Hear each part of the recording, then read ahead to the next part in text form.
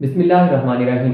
क्या आपने कभी अपने आप से एक सवाल पूछा कि हमारी सोसाइटी में एक ऐसा ट्रेंड बन गया है कि हर एफएससी करने वाला स्टूडेंट 2 साल एफएससी करने के बाद तकरीबन 3-3, 4-4 माह मुख्तलिफ अकेडमीज में एंट्री टेस्ट की प्रिपरेशन के लिए लगाता है और इसके लिए वो भारी भारी फीसेस भी देता है। हकीकत तो यही है कि एफएससी में जो चीज़ें हम पढ़ते हैं एंट्री टेस्ट में वही आती हैं। तो आखिर हमें क्यों ज़रूरत पड़ती है एफएससी करने के बाद एंट्री टेस्ट की तैयारी के लिए किसी अकेडमी को ज्वाइन करने की? रीज़न उसकी ये है कि एफएससी के पेपर डिफरेंट होते हैं एंट्री टेस्ट के पेपर से, इसलिए हमारी स्ट्रेटजी भी उनकी डिफरेंट होती है उनकी तैयारी के लिए।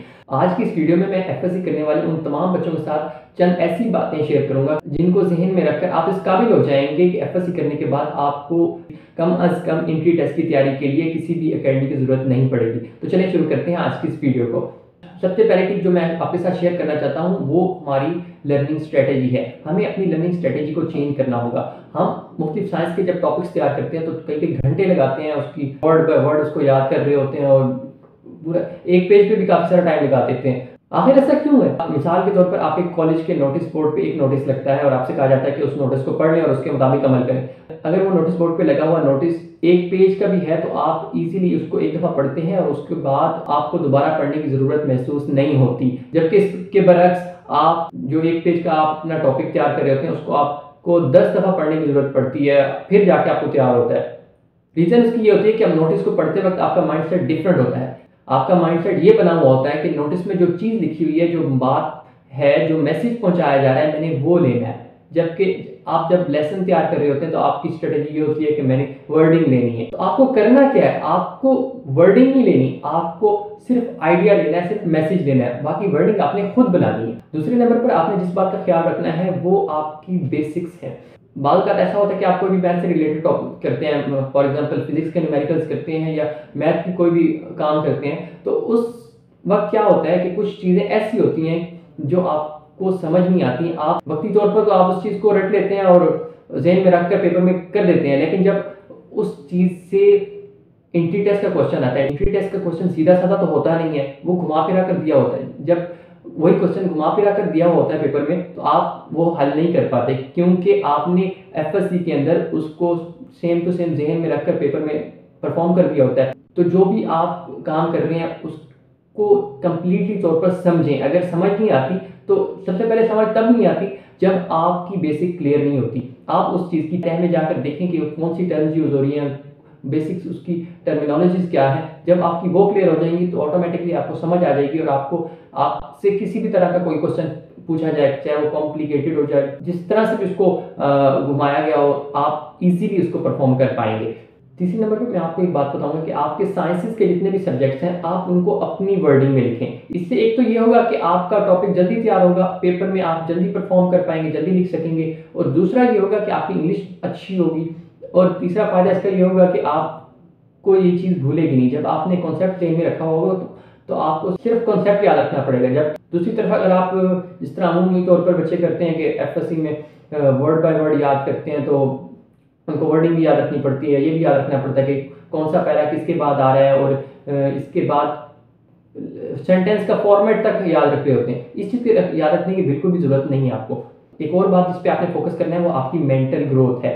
आपने अपनी ज़हनी सतह को बुलंद करना है। वो इस तरह होगा कि आप वक्तन फ़वक्तन मुख्तलिफ ब्रेन टीजिंग क्वेश्चन करते रहा करें, इंटेलिजेंस के क्वेश्चन करते रहा करें। इससे क्या होगा कि आपका माइंड खुलेगा, माइंड को हर डोमेन में सोचना आएगा, मुख्तलिफ तरह से सोचेगा। जब मुख्तलिफ तरह से सोचेगा तो उसकी एक तरह से प्रैक्टिस हो जाएगी और जब वो एंट्री टेस्ट के पेपर में बैठेगा तो इजीली वो परफॉर्म कर पाएगा, क्योंकि उसकी प्रैक्टिस हो चुकी होगी, तो उससे इतना टाइम नहीं लगेगा।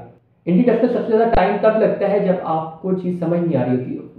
कभी कभार आपको चीज़ समझ तो आ जाती है लेकिन उसको परफॉर्म करने का टाइम नहीं मिल पाता और टाइम की शॉर्टेज होती है।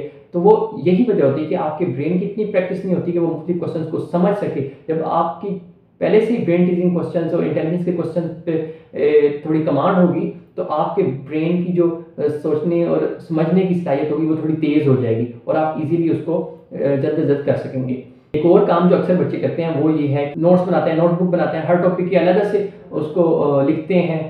तो इस चीज़ का आपको फ़ायदा हो या ना हो, लेकिन इसका एक नुकसान ज़रूर होता है। वो नुकसान ये होता है कि आपको ये चीज़ डिपेंडेंट बना देती है। आप उन नोट्स पे और उस नोटबुक पे डिपेंडेंट हो जाते हैं और जब कभी आपसे वो नोट्स या नोटबुक ले ली जाए तो आपके ज़हन में फ़ौरन ये ख्याल आता है कि मेरे पास नोट्स नहीं है, मैंने चीज़ रिवाइज़ करनी है। लेकिन अगर आपकी तैयारी बुक से होगी, आपने बुक से पढ़ा होगा, आपने कॉन्सेप्ट पे फोकस किया होगा, मेन थीम पे फोकस किया होगा, तो आप इंडिपेंडेंट हो जाएंगे, आप हर तरह से सोच सकेंगे। आपका माइंड एक बर्डन से आज़ाद हो जाएगा कि मेरे से अब बुक्स भी ले ली जाए तो मेरे पास कॉन्सेप्ट है, मैं कुछ भी कर सकता हूँ और किसी भी तरह का क्वेश्चन आ जाए मैं उसको अटेम्प्ट कर सकता हूँ। एक और चीज़ जो बच्चे बहुत ज़्यादा करते हैं वो ये है कि वो टेस्ट से घबराते हैं।